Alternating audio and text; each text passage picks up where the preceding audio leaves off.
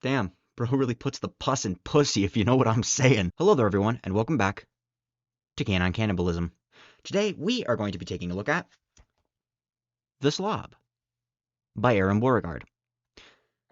The book is 128 pages, and it is broken up into a myriad of chapters. The text is decently sized, and it's a pretty short book if you're used to reading not extreme horror. So you could finish it in a couple of days, a day, if you're really into it. Um, give you a quick blurb. So, a woman goes to a house where there's a gross guy, and the house is very gross, and she gets trapped inside, and terrible things happen to her. Yeah, that's pretty much the bare bones of the story. We're gonna be doing a few things in this video, as always. You got your in-depth trigger warning, the most important part, in my opinion, of a video like this is just letting you know, hey, this has this, and if you're not cool with that, don't read the book, don't watch the video, etc. We're going to be doing a couple of fresh thoughts sections, which is what I call essentially a read and review. So I read part of the book, I immediately review it, give you my fresh thoughts. Yeah, a couple of those, and then also general thoughts, non-spoiler review, and then an in-depth plot synopsis and spoiler full review. And if all of that sounds great, then stick around. So let's jump into that trigger warning. I'm not going to beat around the bush. I'm not going to waste your time. Let's get into it. If you were to pick up a copy of The Slob and read it, or if you were to continue watching this video, you would find all of the following, or at least the discussion of all of the following. I'm not going to be doing any of this stuff in the video. Let's get that straight. But if any of this stuff is not chill, don't read the book and don't click off of the video like immediately, because we're going to be going into that shit. Anyway, the book has the obligatory death, torture, mutilation, violence, and that includes in this book suicide, pretty in-depth descriptions of the aftermath of suicide, and then kind of dancing around self-harm, like general descriptions that somebody may or may not be hurting themselves, mutilating themselves. So that's there. If you're very iffy with that, be cautious.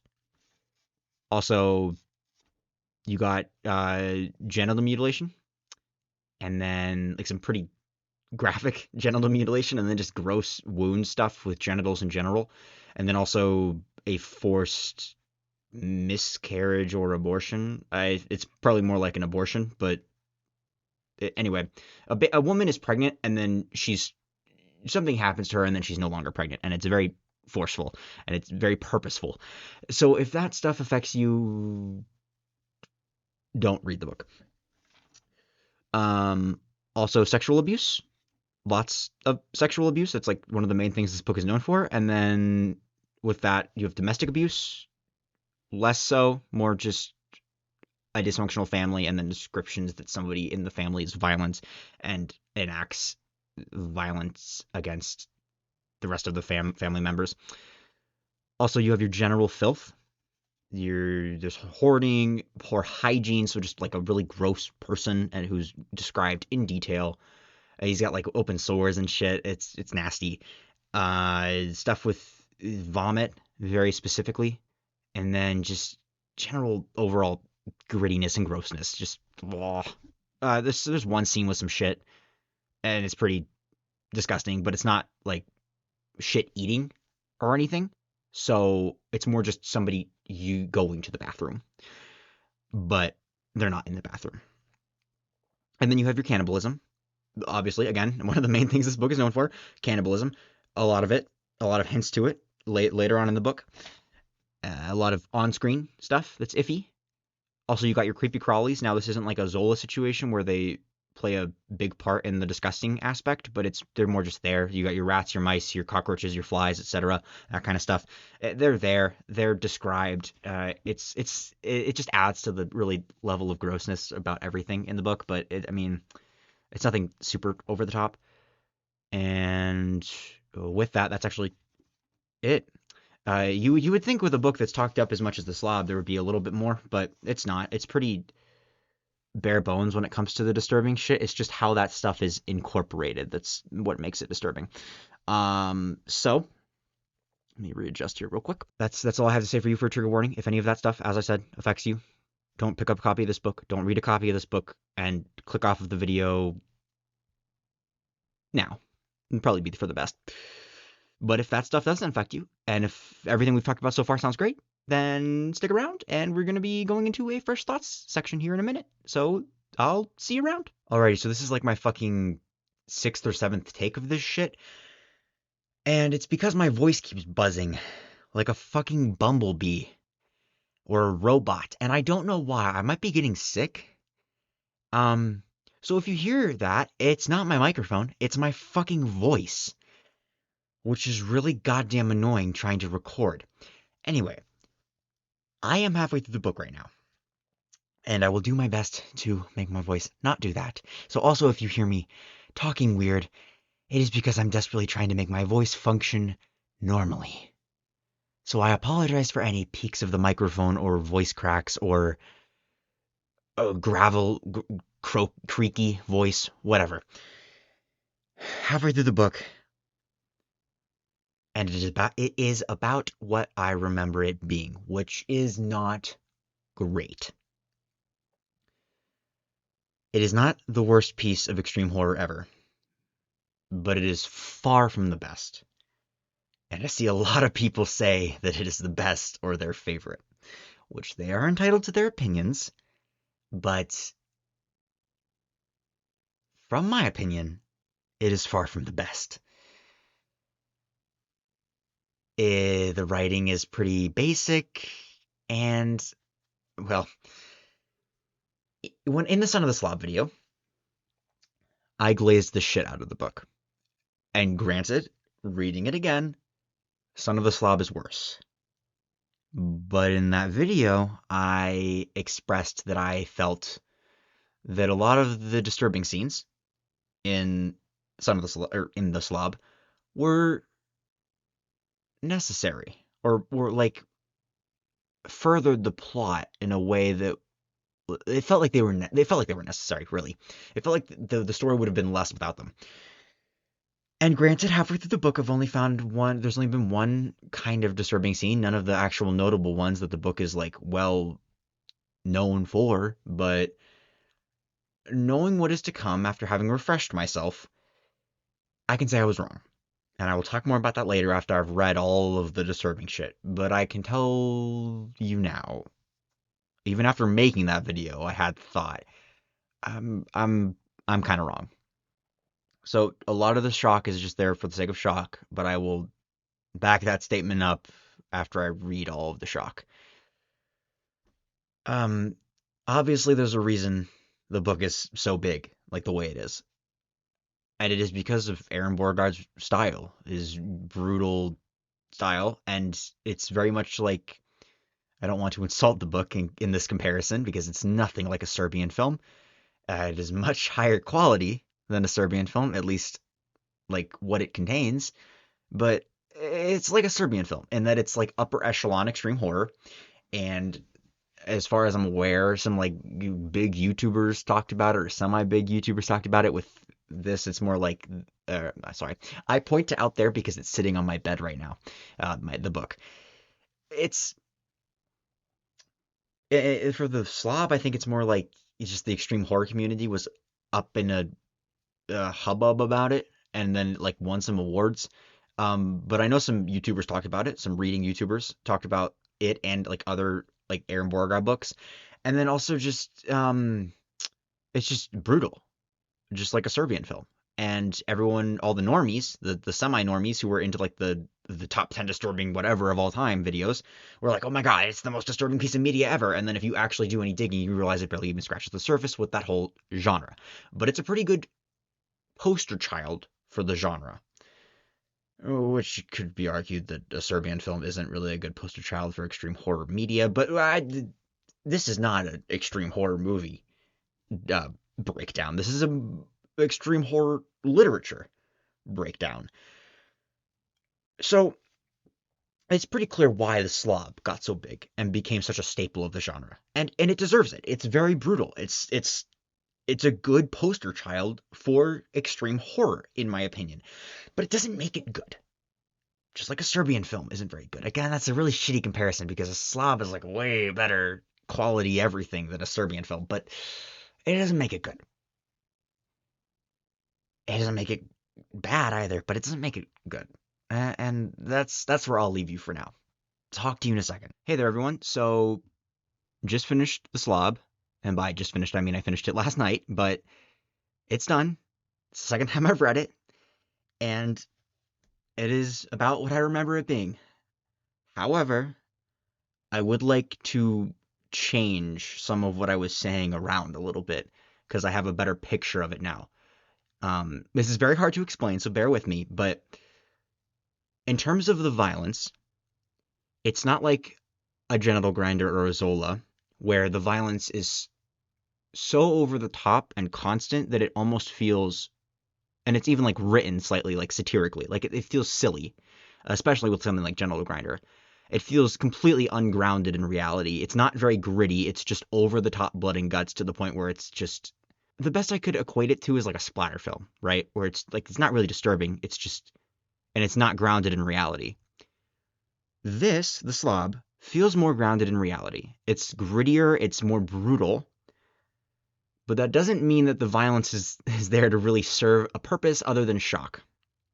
Some of it serves a purpose to further the story, but a lot of it is just there because it's an extreme horror novel and it's there for shock. Which, I mean, that's fine. That's what you're reading. You're on this channel that is reading exclusively extreme horror and the like. So, I mean, it's what you expect. But it's more just the people who are like, this is the best book ever that in the extreme horror genre. None of it feels over the top and frivolous. I mean, a lot of people say the opposite. And again, everyone's entitled to their opinions. But for me, it's grittier, it's more brutal, but the violence is still there mostly for violence's sake. Other than that, I have no real issues with the book. I mean, as I always say, it's nothing Pulitzer Prize winning, but it's decent. If obviously it's a must read. Obviously, as I said before, there are reasons that it got so infamous. It's not the most brutal extreme horror book by a long shot, but it is disturbing and brutal. And if you are looking for something to read and you for some reason have read other extreme horror novels and somehow not picked up the Slob, obviously read it. And that's all I have to say to you right now. So let's switch it on over to final reviews and stuff. You know, I cannot believe that I forgot to put my gloves on at the start of this video. That's like the whole image, you know, the thing and then the gloves. I mean, that's my thing. That's my whole thing. What is my image coming to? What is this channel coming to? Subscribe to find out. So you just saw the Fresh Thoughts sections, and you saw most of what I intended to say. I just hit my desk. I apologize. It probably sounded like shit. You probably saw most of what I was going to say for general thoughts and a spoiler-free review. Honestly, I might just turn the end of the second Fresh Thoughts section into like a spoiler-free review. Like I get all of my thoughts out. But I'm not doing that right now, and I've already recorded everything else, so here we go. General thoughts, spoiler-free review. As I already said, violence feels like it's there for violence's sake. And but it's very brutal and it's very gritty. So if you're into that sort of thing, like if you're into, not Playground, if you're into other Aron Beauregard books, like, I mean, you would have had to already have read this one to read Son of the Slob, but it's that kind of style. It's like a halfway point between something like Off Season and something like Genital Grinder. It's in the middle. It's a spectrum. Genital Grinder being frivolous, silly shit, and then Off Season being like purposeful. Everything feels like it has a place. And Genital Grinder sits solidly in the middle of that. It's there for violence and shock, but it's also not silly. Some of it's a little silly, but personally, I didn't find a lot of the scenes that some people find silly to be silly. We'll talk about that when we get to spoilers, trust me. Personally, I am not a fan of this type of story. I am a fan of the two sides of the spectrum I just told you, the silly shit and the super serious shit. And I'm more of a fan of the silly shit. So your Zola, your Genital Grinder, that kind of stuff.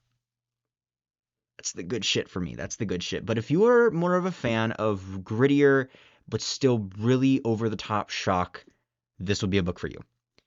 Now, discussing Beauregard's writing, it's Beauregard's writing. If you've read another Beauregard book, it's pretty similar. He uses a lot of alliteration, which I find interesting, like a lot of uh, adjective noun, and they rhyme. They have, or they don't rhyme. They have the same. It's alliteration. Uh, so that's interesting. I don't know if he does that on purpose, but I would assume because of just how common it is in the book, and I think it's in Son of the Slob as well. Um, so I'd assume that's on purpose. It's an interesting choice. It's not bad, but it makes the writing feel more basic, kind of, in my opinion. But it's not bad. The writing isn't exactly advanced. It relies a lot of, if you've read a Goosebumps book, it relies heavily on those end of chapter cliffhanger foreshadowing things, like if only I knew what would happen next, and um that kind of shit, like little did I know I would never be getting out the same, or my whole life was about to change, that kind of shit. Like, he relies heavily on that, and it feels more basic.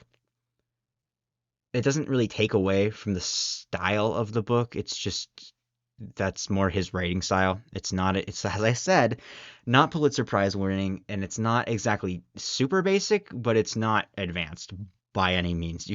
It's probably a sixth grade reading level or less.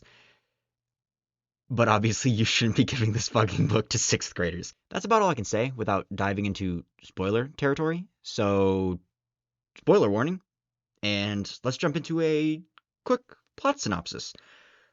And I do mean quick this time. I realized in the last two videos I was like, oh, let's do a fucking quick plot synopsis, and then it ended up being fucking 5 to 7 minutes long, and no one wants to sit there and just listen to me describe the fucking book in detail. Or maybe you do. Maybe you fucking do want that. I don't know. I don't have enough returning viewers to know, but still, we're gonna make it short and succinct.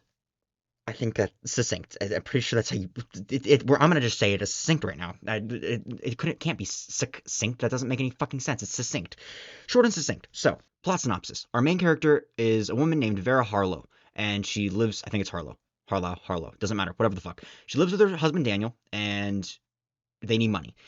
She obsessively cleans because she was in a hoarding house as a child, and it was a very bad situation. So now she cleans everything she can and keeps her house spotless. She decides to do door-to-door sales for a vacuum steam cleaner thing, because she's like, I believe in this product, I'll sell it, I'm a woman, etc., blah, blah, blah. Daniel doesn't like it. He's like, I'll give you a week, and then that turns into another week, and she's pregnant, and she gets very pregnant, and then she ends up at the Slob's house on the last day that she's going to be selling door-to-door sales, selling door-to-door. She ignores all the red flags, goes into the house, and gets locked in there. He beats her fucking face in, and beats her stomach in with a dumbbell, and then sucks out the remnants of her baby with the steam cleaner. She's left in the room with a mutilated woman named Sandra, and they plan an escape wherein they will pretend to be dead, and then they execute the plan. The Slob takes Sandra out of the room, which is what they planned for. Vera follows and gets into the gun case, and then something terrible happens during their escape plan, and she accidentally shoots Sandra in the face and kills her. She gets locked up in the barn, where she discovers that the Slob is boiling women's bodies in these huge industrial vats and turning them into essentially brisket, and putting them into these big cans with the inscription TYG on the side. She's in there for weeks. She's raped, mutilated, tortured, etc., and then she eventually escapes by putting a forearm bone, in her vagina, after breaking it off of a corpse. And then when he goes to rape her again, he splits his cock in half. She fights him and kills him and beheads him, and then escapes, goes home, and then she's pregnant. Oh my god, I wonder what happens next. Go watch my Son of the Slob video.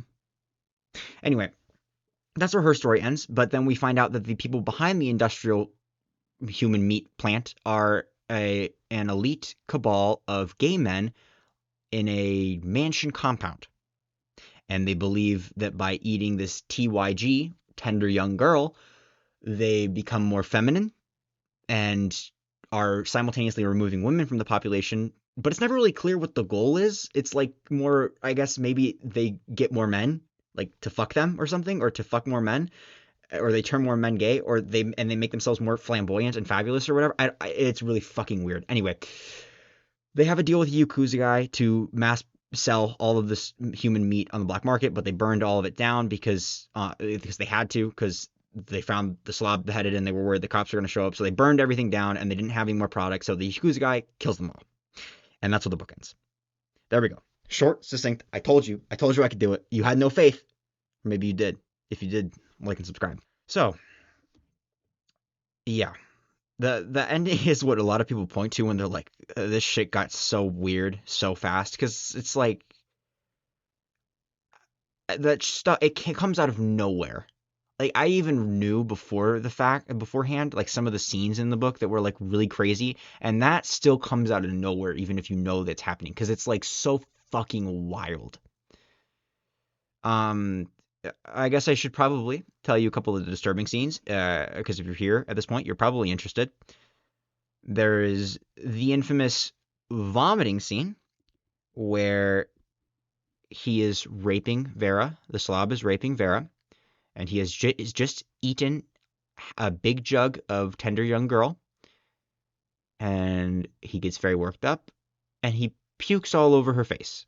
And because of how mutilated her face is, it like seeps into the cracks on her face and goes down her broken nose and into the back of her throat, and then he ejaculates. It's just a whole thing. There's a bunch of scenes with, because he has sores on his penis, and so there's a bunch of scenes about like him putting pus on her and in her. Um, a scene with the vacuum where he shoves it in her after beating her stomach with a dumbbell is very disturbing. She should have died, by the way. Like, she describes that all of her ribs are cracked and she's definitely internally damaged, but she's somehow still alive. But it's extreme horror, and as I did with the last book, I'm nitpicking about the this person should not be alive anymore thing. So, yeah. Now for some more in-depth review stuff. Now that we've gotten all of that out of the way. I like the book. It's good. It's not great. I would never read it again. I did not read this again by choice. I mean, this whole thing is by choice, but if I wasn't doing this YouTube channel, I would never have read that book again. It's not bad. I don't think it's bad. If you were looking for a decent and actually good book, I would not recommend it. If you were looking for something silly and over the top, I would not recommend it. It is in that middle ground of like, just, it's not super over the top, but it's not like really great. A lot of the scenes, even though I've said that they feel gritty and brutal and more in reality than some other books, it's still very over the top, and especially the scene with the vomit, it's very silly. And the scene at the end is it'd be like something that would happen in Genital Grinder. It's very stupid and weird. I like that scene because, again, that's what I like. I love the silly, over the top, dumb shit that's like just so brutal and disgusting that it's like, why would you even read it at this point? Or it's so stupid that it's like, what the point? What is even the fucking point of this? But for actual like objective, is it good or not? The ending is stupid. And now that's just my opinion, but I've seen that echoed a lot with a lot of other critics of the book, is that it's just the ending is stupid. I mean, that's kind of all I have to say, honestly. Most of my opinions of this book can be summed up without spoilers, but I just really wanted to say that specifically because that's a big thing that I see a lot of people say. It's just that the ending is dumb. Also rereading the book, it really doesn't make sense that she doesn't get an abortion. Like all of this terrible, horrible stuff happens to her, and then I don't remember how she justifies it. She like thought maybe the baby would bring them back together in the sequel or something, but just like rereading all of the awful shit this guy does to her, and then somehow she gets pregnant even though her fucking uterus was scarred and her cervix was broken apart and a baby was beaten out of her. Like somehow she gets pregnant with this guy with the fucking the two pump 2 centimeter chump, and she decides to keep the child even though she saw how deformed he was. And I mean, I'm essentially victim blaming, but it's a fake person, so that's okay, I guess.